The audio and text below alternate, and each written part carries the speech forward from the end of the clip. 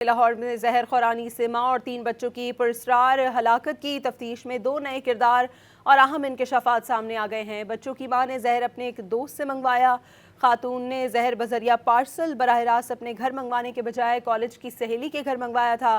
خاتون علینا کی سہیلی کو بھی شامل تفتیش کر لیا گیا ہے۔ مزید اس بارے میں تفصیلات حاصل کریں گے ڈان نیوز کے نمائندے وسیم ریاض سے۔ جی وسیم، بتائیے گا۔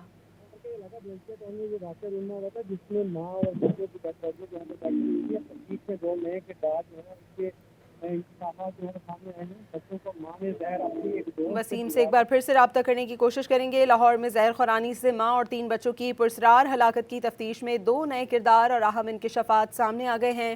بچوں کی ماں نے زہر اپنے ایک دوست سے منگوایا۔